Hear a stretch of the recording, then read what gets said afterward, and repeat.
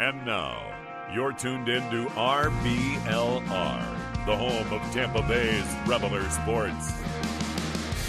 Buccaneers Nation, what's happening? Welcome to the offseason edition of RBLR Bucs, your go-to source for everything Tampa Bay Buccaneers related, even when the Buccaneers themselves are taking a break. I'm Musab, one of your co-hosts, and I want to kick things off by saying a huge thank you to all you Buccaneers faithful for giving us a listen. Now, I know the off season is here, and some folks might think it's a time for hibernation, but not for us here at RBLR Bucks. We are geared up and ready to keep you entertained and informed about all the off-season shenanigans, comings and goings, and everything in between. So grab that comfy seat of yours, maybe a cool drink, and join us on this off-season journey. We are here to keep the flames of your Buccaneers passion bright, even in this off-season breeze. Well, to me, guys, the off-season is a bit like life. People come and go, just like the ebb and flow of the tide. And speaking of come and go, I've got two fantastic individuals who've come along for the ride this off-season. Picture this. He's sipping on something cool from his Stanley Cup. He is meticulously watching over last year's game film. He is our very own podcast defensive coordinator, Mr. Zach Blaine. Zach, how we doing, man? I am doing fantastic. Thank you for the Stanley shout out. Appreciate you for that. How are you doing, brother? I'm doing well, man. Actually, I saw. I think I saw an ad or something. I thought they're actually a lot more expensive than they actually are. Hey, they're not bad, Um, man. They're worth I it. think I think I just saw like one random post. It was like a pink Starbucks theme one, which was like a couple hundred, and I was like, oh my gosh, are these like the new like Gucci's? But anyways, yeah, man, I need to snag me a Stanley Cup. I still have some Costco brand like Yeti. Um, it gets the job done. So that's all I got. But to my left, on the offensive side of the ball, is what I would say. From quarterbacks to receivers, he's diving deep into his offensive playbook, dissecting every move. He is Carter Brantley. Carter, the mic is yours, my friend. I appreciate it, Mr. Tariq. And hey, I mean, speaking of offensive coordinators, we got some very big news with the offensive coordinators with the Bucs. I mean, it's been a bit of a tumultuous week for that position, to say the least. Obviously, Dave Canales is now the head coach of the Carolina Panthers. A bit shocking, in my opinion. He went from a one-year offensive coordinator position to jumping straight to that head coach job, which good for him. Seems like a really good dude. No one deserves it more than him from that perspective. We'll see how it plays out. What are y'all's initial thoughts on this Canales hiring? Zach, we'll start with you, man. What would you think when you saw the news? I wasn't shocked. I had called it on Twitter. Someone had said they couldn't wait to see how this team does in a second year of Canales' offense, and I just had this sinking feeling in my stomach that we weren't going to get a second year of Canales. With that being said, I'm sad to see him go to the Panthers, and not because it's going to make it harder on us, but because their owner is just for lack of a better word, an a-hole. I don't. He's an NFL owner. They're all kind of a-holes. Yeah, but he's like a special breed of a-hole. He's like no, for sure. Tim Irsay of a-holes, like in that class. So I feel bad for him because he's got to deal with, was it David Tepper? Yeah, whatever that guy's name is. Yeah, yeah, I feel you. Yeah, major a-hole. If he's an NFL owner, the chances are the correlation between being an a-hole and an NFL owner. It's not quite one, but it's darn near close. Yeah. Yeah, it's darn near close. Musab, how about you, man? Maybe you were a bit more shocked like myself that Canales got hired, or maybe you're a little bit more like Zach and we're like, this is what was going to happen. What was your reaction to the Canales hiring? I mean, yeah, Card. I mean, you never want to see if someone just come in and then just leave after a year. I mean, clearly it wasn't like, oh my God, this guy's doing a horrible job. And obviously, since he got another offer, he was doing something decent over here. For me, yeah, the fact that he just came for a year and then he's gone. It's a little unfortunate, but for him, he's kind of walking into a perfect situation. I get that, NFL owners like the Panthers can be an a-hole, as Zach mentioned, but I mean, then again, it's not a desirable job, but I actually kind of beg to defer. I think the Panthers, their expectations, their bar right now is so low Yeah, that someone like him can only take them one direction, and that is up. So, can't. as long as he can kind of show some signs of life, I think Panthers fans will be delighted. Yeah, I mean, you can't get much lower than where they are right now, right? Yeah. They've got 2 wins last year, the worst record in football. No, I feel you though. I think people crap on the job, myself included. Like in terms of other NFL jobs, it's certainly not the most desirable just because they've got the worst team in football, but they also don't have their own first round pick. But at the same time, I think the general manager, the front office understands this, and they gave Canales a 5-year deal, which is kind of a big number for a first-time head coach.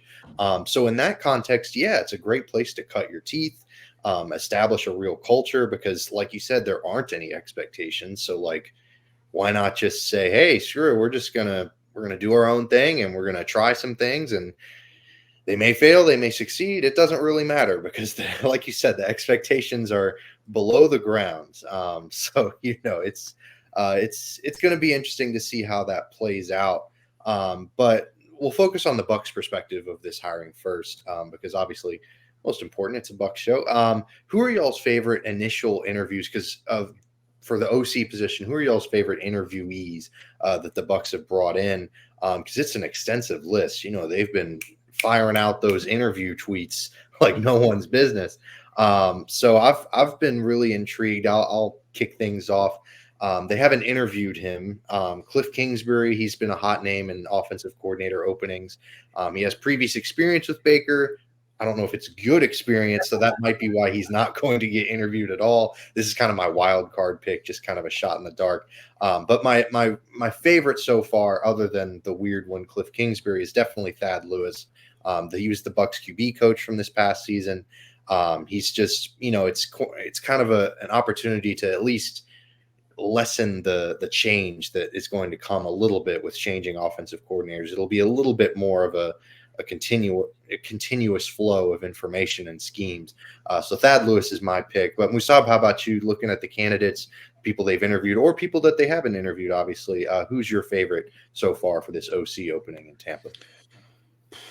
I've been only kind of following it to a certain degree. For me, I mean, obviously, someone like Thad Lewis, kind of an internal guy, would be nice, I guess. But to me, at least, what I found is kind of just that he has really no experience. I think that's like a big con. Also, kind of just looked into a little bit of Alex Van Pelt. He has the most experience, it seems like. But to be honest, that's all I can kind of say right now. Yeah, it's still very early. The Bucs took a little bit to hire in the first place, so we could be talking about this for a few weeks, to be quite honest. So yeah, it's kind of interesting. Van Pelt was certainly a name that stood out. Zach, how about you, man? Who's your kind of favorite for this offense? Yeah, my favorite, Musab mentioned him, Alex Van Pelt. He's probably my 1A, and then 1B is Antoine Randall. Ooh, I love that name. Hell yeah. I like the fact that they're both previous players. Like, I think that players, in my opinion, know easier how to work with people or work with the players. Like, they know better how to work with the players. The only reason I'm not in on Thad Lewis is he's been coaching for 3 years. Like, he's very inexperienced. And I know a lot of people are like, well, Dave Canales was a first-time coordinator, but he'd been coaching for, I believe, 12 years before he got his offensive coordinator position. So my only issue with Lewis is his lack of experience. Yeah, he's definitely a young guy. It'd probably be certainly an even bigger adjustment period than Canales had in regards to learning how to be a play caller and all of that stuff. So with a defensive-minded coach, yeah, I certainly see the perspective of wanting to bring in a more seasoned, quote-unquote, offensive coordinator. But at the same time, it's kind of interesting. The Bucs are in a weird spot. I don't know. I do enjoy Randall, especially because, first of all, I don't know if y'all ever played this as kids or when you were growing up. NFL Street, Antoine Randall was actually a decent passer at the wide receiver position. So he was OP. Yeah, and he was really fast. So I love Antoine Randall in NFL Street. But also, on a more serious note, he was a former offensive assistant with the Bucs. Now he's a wide receiver coach in Detroit. So, anyone associated with Detroit at this point, you got to at least give them an interview because they were super successful this past year.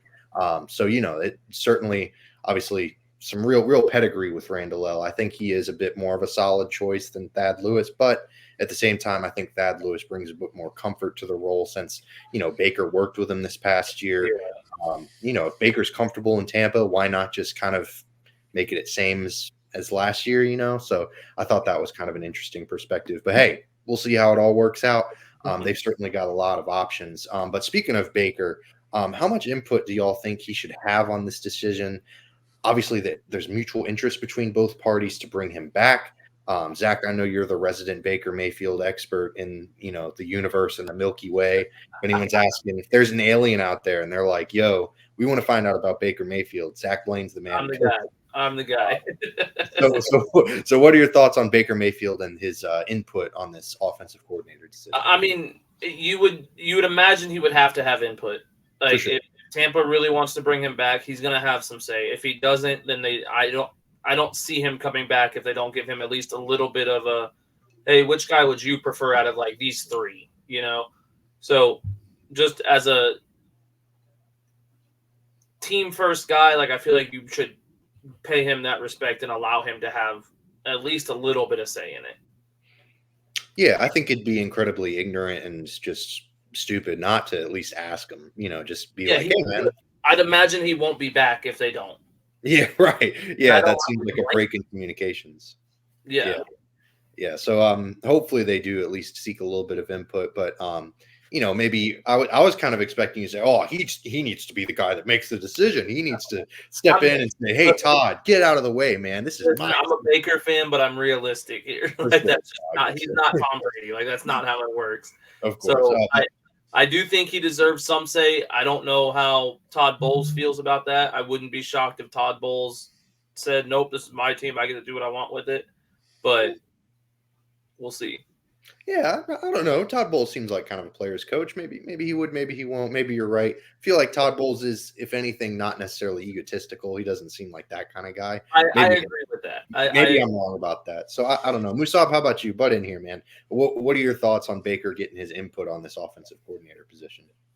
Oh, I mean, he should definitely get a say. I don't know. I mean, I'm not the guy to say how much of a say he should have, but especially when you have guys like Van Pelt and Thad Lewis into the equation, someone who's already had experience with him, someone who's currently working with them right now. I feel like you should ask Baker. But I wouldn't be surprised if Baker were to ask and Todd Bowles just makes that, signature blank face that he always does on the sidelines. That's how I picture it. Man, any chance to hate on Todd Bowles, y'all are taking it. My goodness, 100%, and I always will. Dang. All right. No, I mean, in an ideal world, he wouldn't be that weird about it, but I guess there's certainly a realm of possibility where Todd Bowles feels like he needs to be a control freak about this. I don't know. I'm a bit more in the middle here. I'm definitely not biggest Todd Bowles fan, but I'm at least willing to admit that, he knows that his team is only going to do as well as Baker Mayfield plays, or any quarterback really. So not seeking input from their incumbent starting quarterback, so to speak, would be a bit foolish. So yeah, we'll see how it plays out. We'll see if Baker kind of throws his hat in the ring and says, hey, I'd love to see this guy, or if whatever happens. But we'll see how it progresses. But another Baker storyline, we're talking about Baker Mayfield this week. Zach over there is just gleeful, just shining. Zach is this close to buying those, those like ask me about, and then it's a blank. ask me how I lost 80 pounds, or ask me about this. You could have a little ask me about Baker shirt. That's right. Yeah, some people have asked me about my grandkids, and Zach Blaine's got an asked me about Baker Mayfield. Yep. Yeah. 100%. Oh man. Hey, that's one way to do it. But speaking of Baker, him and Tristan Wirfs were named Pro Bowl replacements. I don't know. The Pro Bowl has become such a joke. It's hard to have a serious conversation about it, but it is kind of a fun little honor, even though I feel like it's kind of a slap in the face to be called a replacement. But then again, you're still getting named. You know, it's better than not getting named at all. Musa, what were your thoughts when you saw this? Were you excited, ho hum, don't care at all, maybe somewhere in the middle? How are you feeling about it? Yeah, it's kind of just I was like, nice. That's like my only reaction. I think they definitely deserve it, of course, and obviously the fact that our time has come to an end this season. Any kind of news like that is good news and makes me happy. Yeah, I mean, it's definitely you can't really have a negative reaction other than maybe if you were saying, Yeah, "Oh, Tristan Wirfs should have made it in the first place." Like, okay, yeah, that's fair, but yeah, at the same time, you gotta take your wins when you can get them. You don't beggars can't be choosers. That whole shtick. But Zach, how about you, man? It's Baker's first Pro Bowl. Is this the first of many? Is this First of a long string of Pro Bowl. No, for sure? I mean, it's kind of nice to see, like, on a selfish standpoint, like I told you guys so, like I don't mean to be conceited, but I did call it. That's true. Yeah, absolutely. So it feels like it's good to see him do that. Do I think it's a little scary because maybe that makes his price go up a little bit more? Yeah, a little bit scary, but I still have faith that he's coming back. And as far as Tristan Wirfs, I mean, I kind of agree with what you said about he should have been on it in the first place. So For sure. it's one of those things where, like, I feel like him and Antoine Winfield should have been on it in the first place. And since they weren't, like, cool, you're a replacement. Like, you're still there. It still goes on your career resume, but it just doesn't hit the same like it should. Yeah, I mean it's been this way for a while. Tyler Huntley was named a Pro Bowl, a member. Derek Carr, his last year in Yeah, last year he was named. Didn't even play half the season, and they nominated him. Yep, he was benched and then he was named to a Pro Bowl, and it was like, oh, this is kind of awkward. How are you feeling about the Raiders? And he was like, yeah, it was a great interview. Love that part of it, but it just like it almost feels like you said, kind of funny, like silly. There's no point in it. I'll watch it because I enjoy like the side games, like the dodgeball and stuff. I find that interesting. The flag football, couldn't care less about it. So it's more of a career resume thing at this point than an actual like honor, if that makes sense. No, for sure. It absolutely does. Yeah, I don't know how. I don't even know how. Like, I don't even know how to judge the Pro Bowl at this point. There are just so many other sports where their all-star teams or whatever are actually like kind of serious. I mean, it's still silly and just kind of, just for shits and giggles, for lack of a better word. Excuse my French, but this Pro Bowl, it takes it to a different level. It takes the silliness and the shenanigans to a different level. No one takes it seriously. The game's just a joke, and it's just very. I mean, and it's been that way for such a long time, and like bringing flag football into it just made us all realize, like, wow, they really don't care about the Pro Bowl anymore. Like, baseball, there's meaning behind the game. Like, there's a point behind the game. Yeah, it's fine. Basketball, they at least now I believe they make like the winning team gets money. So they're like, okay, now we have a reason to play. And it just feels like with football, there's no reason, no rhyme or reason to be there. So like a lot of these players opt out for injuries, and like it just seems silly to me. I don't blame them at all. Like, I'd be on the same page, but if you're not going to give me an incentive to do to play an extra week of football that I don't have to. Like, at least in Hawaii, they could go. It's in Hawaii. Go to Hawaii. Like, now it's in Orlando. Like, don't get me wrong. I love Orlando. That's my hometown. Love it. But I wouldn't want to go on vacation there. I know. At all. I'd rather go to Hawaii and Orlando, and I rep Orlando. So it's like I get why it's kind of falling apart, but the NFL, I think, needs to do something about it. For sure. Crazy how you rep Orlando, yet you're a Miami Heat fan. But anyways, we won't start that conversation. We won't start that conversation. But I have no excuse for that other than Orlando sucked when I was a kid, so I was kind of a bandwagon Orlando or Miami fan before LeBron. I gotta make that very clear. I was kind of a bandwagon Miami fan. It just stuck with me from the rest of my life. Anyways, well, one thing that our listeners should be bandwagons of is certainly the RBLR shop. If you're looking for a bandwagon, definitely got to check that out. Shop.rblrsports.com. We've got Ray stuff, we've got Buck stuff, we've got Lightning stuff, and we've got Rowdy stuff. If you're looking to hop on any of those bandwagons, become a Rays fan, a Bucks fan, a Lightning fan, Rowdy's fan. All these teams have had legitimate amount of success, so hop on the bandwagon and pick up some fresh gear. We'll give you a 10% off code. You can type that bad boy in and get 10% off your entire order. The promo code is Cannons, CANNONS. Type that bad boy in and get 10% off your entire order for your new bandwagon favorite team or your existing favorite team if you're a diehard fan and not like Zach Blaine, who just picks whatever team is winning at the time. Anyways, we'll move on to the second half of our show. I was born in St. Pete. I get to pick whoever I want. Come on. Right, because Tampa didn't have a basketball team, or I'd pick the Tampa team. So I picked Miami. Their logo was way cooler. Wow, I just disagree wholeheartedly on all counts. Magic logo is very cool. But anyways, we'll shift our focus because we were talking about the Canales offensive coordinator hire, or the Canales head coach hiring in Carolina from the Bucs perspective. But I think the biggest part of this is that Carolina is in the Bucs division. So we got to talk about from Carolina's perspective too. What did y'all think about it? Do you think this is the right move for Carolina? Musab, we'll start with you. Do you think Canales is the right fit for that position?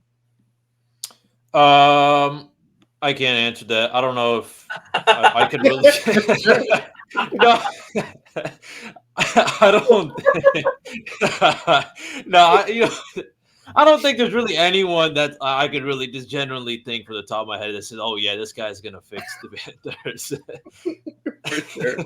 For sure. Pleading the fifth on a Carolina Panthers coaching question. Yeah. No, I'll just keep it just short and sweet. I think that there's really no harm in going for someone like Canales.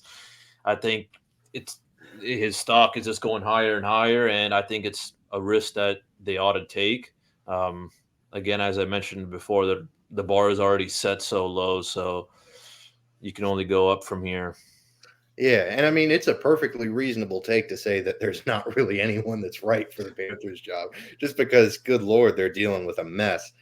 So I feel you in that regard. There's not a good answer for that.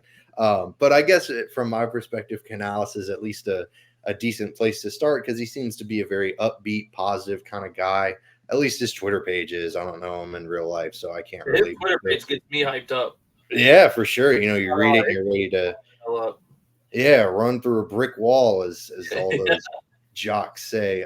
Zach, how about you, though? Maybe you're not quite as dark as Musab and going to plead the fifth on this question because the Panthers are so bad.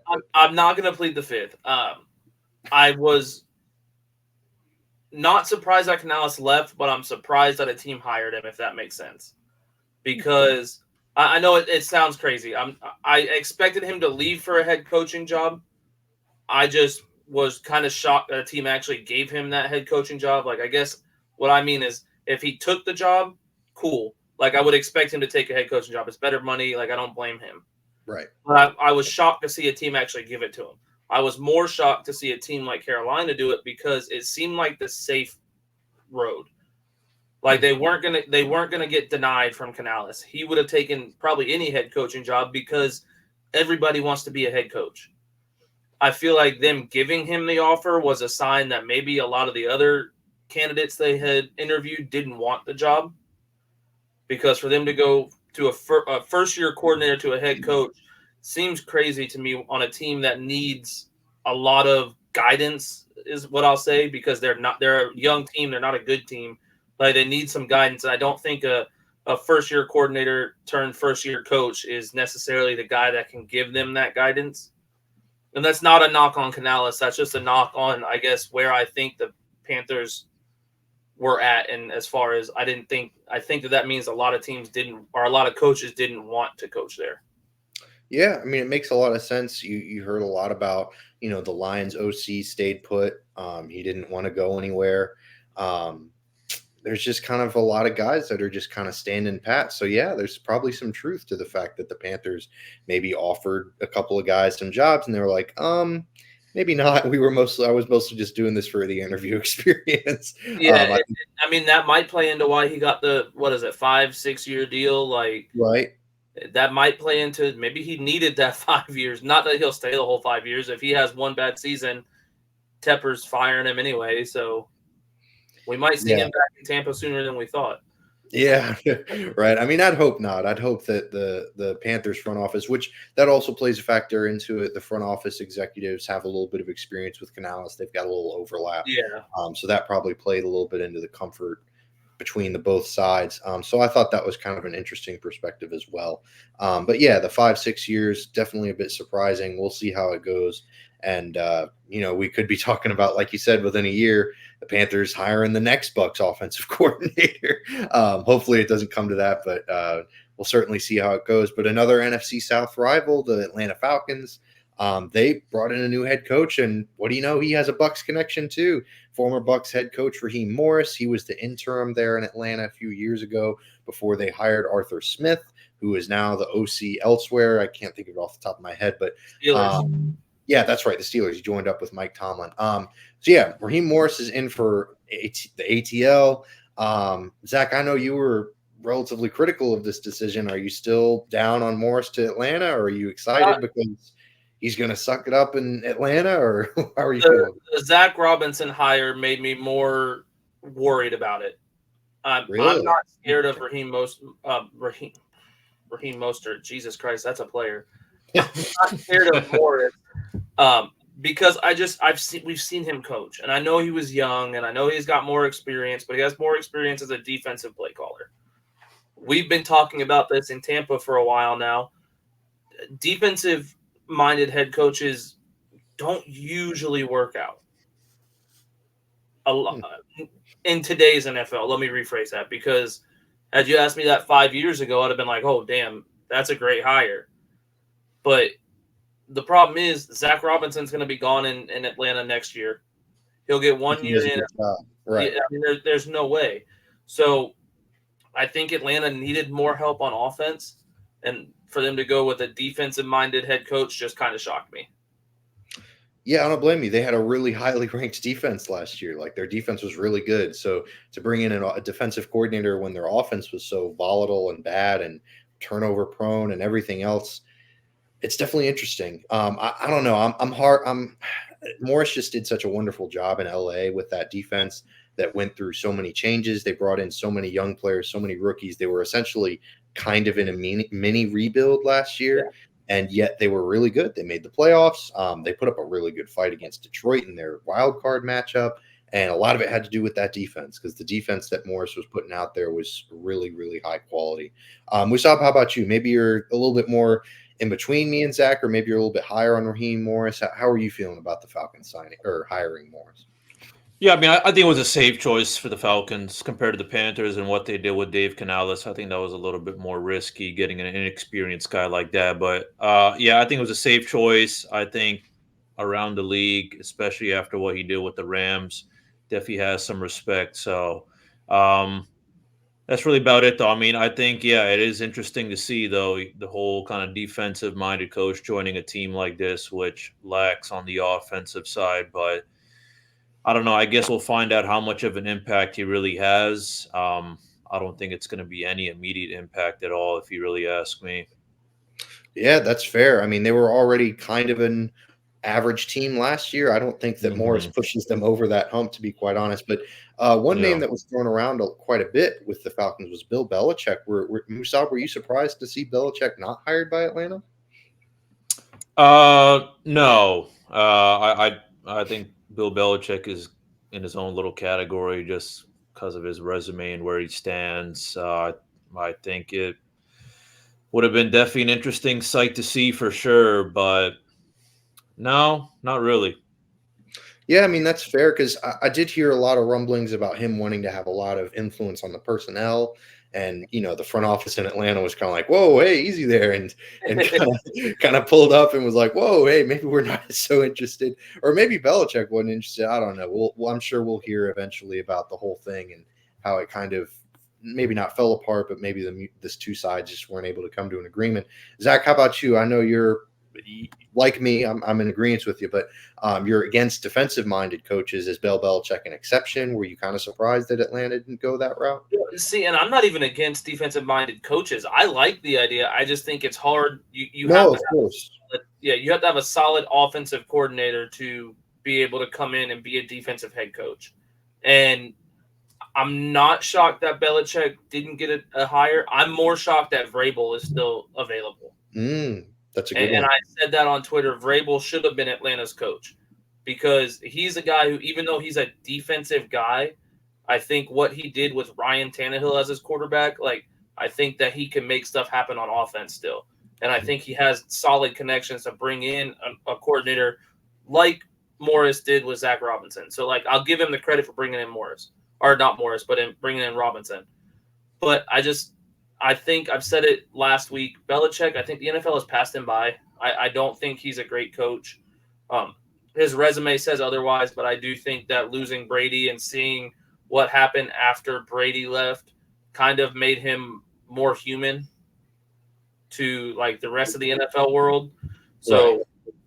I'm not shocked to see him not in the league because his last 3 seasons in New England were not good.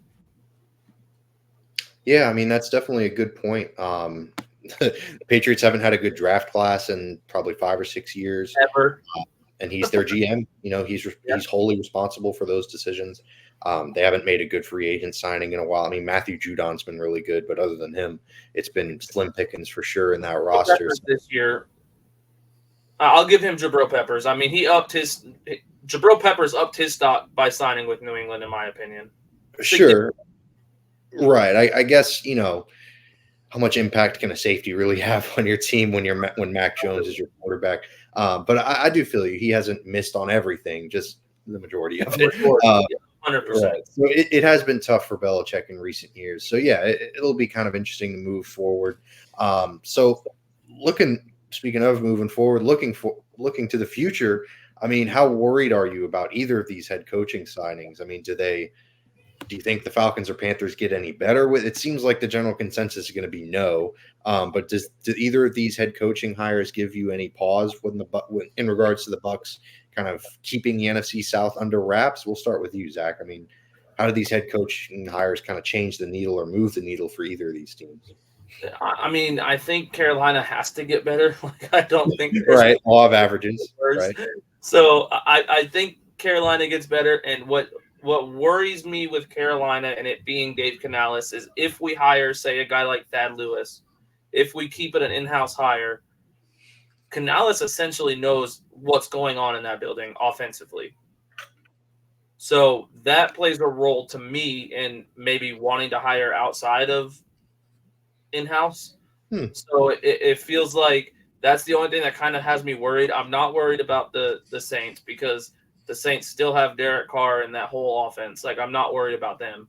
I'm more worried about Carolina in the aspect of surprise wins, because they know what we're going to do. So if they know what we're going to do, it makes it a little bit easier for them to win a game against us. I'm not worried about their skill level or anything like that. Just the knowledge of our offensive system. Yeah, maybe setting them up for some good trap wins over the Bucs. Exactly. That'll be interesting to see moving forward.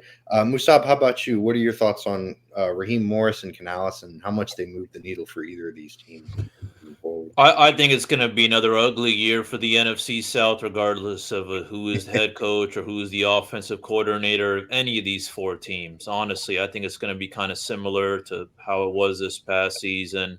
Now, what Zach had mentioned when we face someone like the Panthers, of course, I think, that's going to be interesting to see if someone like that, Lewis is our offensive coordinator, and then you have Dave Canales on the other side.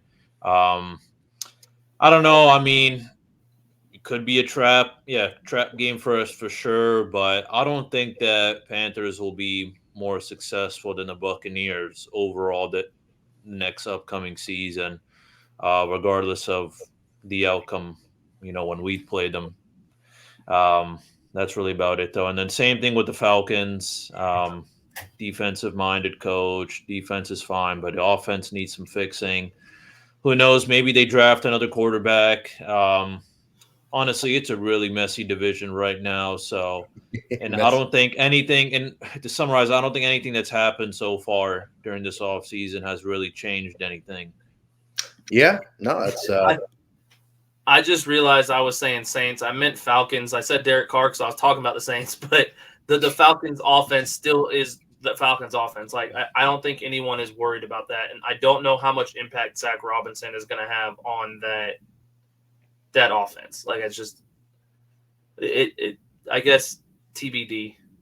Yeah. I mean, hopefully he'll be able to incorporate Kyle Pitts and Bijan Robinson and Drake London a little bit more into the offense, set them up a little bit more for success since they've spent 3 consecutive first-round picks on skill positions, which is just mind-boggling to me. But, that's neither here nor there. We'll move on from these boring 2 NFC South teams hiring new head coaches because, good Lord, they've been bad. The championship game recaps. Shoot. There were some really good games, some really fun games this past weekend. Kansas City obviously came out on top over Baltimore. San Francisco took down Detroit. So we're setting ourselves up for probably, just from my perspective, one of the least interesting just Super Bowl matchups in recent memory. I could really care less if either team wins, if I'm being completely honest. But regardless, we still gotta talk about it because it's the Super Bowl. I mean, how can you not? So who are y'all Super Bowl picks? Zach, we'll start with you. Who you got in the Super Bowl this week? Oh, Kansas City. Kansas City. I want San Francisco to win, but I just think that, I'll say it. The NFL is a little bit rigged for Kansas City. So, Or it has been for a little bit, it seems like, but we won't talk about that. This isn't a conspiracy theory. Yeah, I don't want to get taken off the internet. So, oh, for sure, yeah, the NFL is cracking down, But Musab, how about you? Who you got in the Super Bowl? Yeah, I mean, I'm rooting for the Niners, and I really do think that they will win. I've had enough of the Chiefs. I've had enough of Patrick Mahomes, and I've sure as hell had enough of all these Swifties and Taylor Swift herself. Watch your mouth. Taylor, don't do it. Sorry, man, but Justin Tucker, and you're talking about a girl. You're gonna be in trouble, man.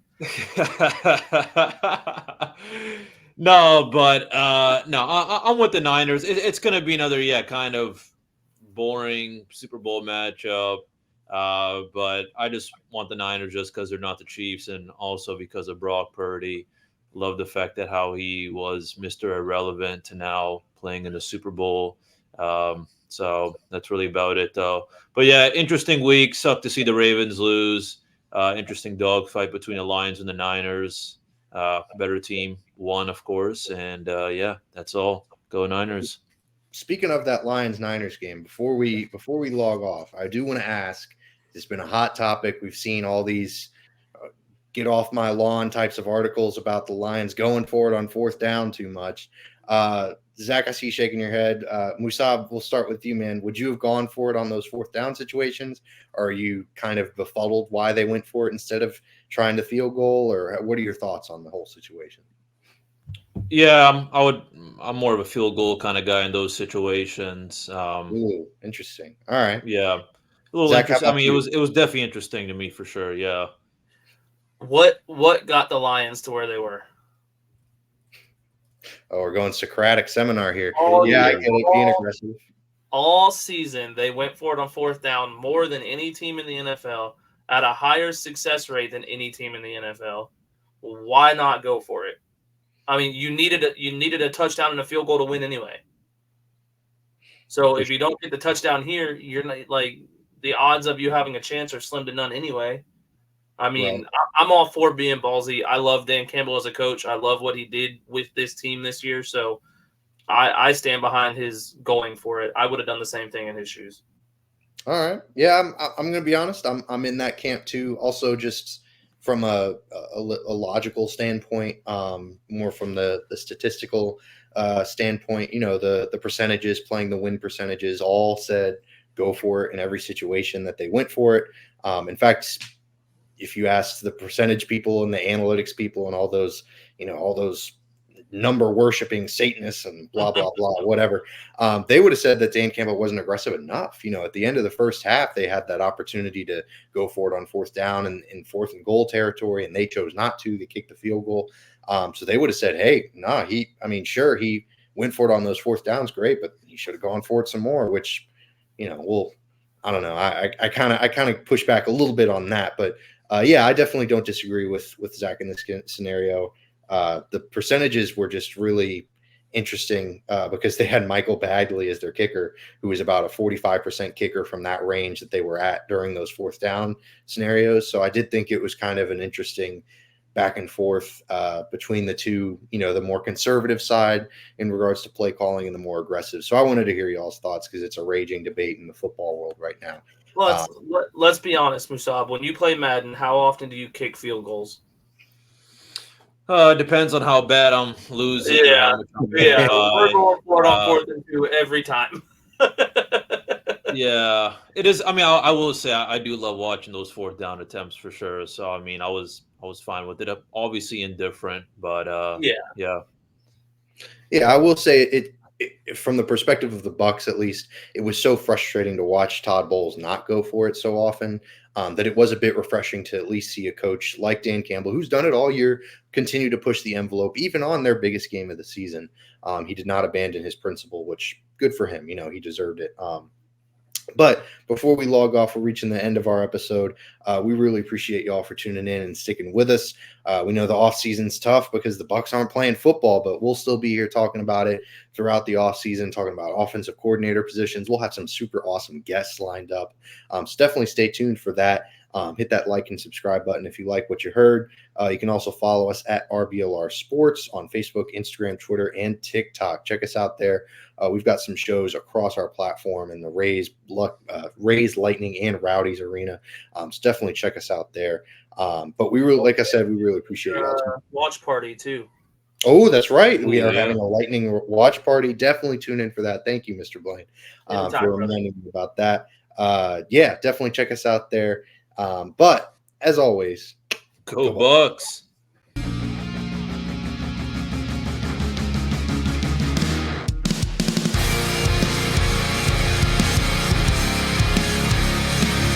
Thank you for tuning into this presentation by RBLR Sports. On your way out of the stadium, please remember to like and subscribe.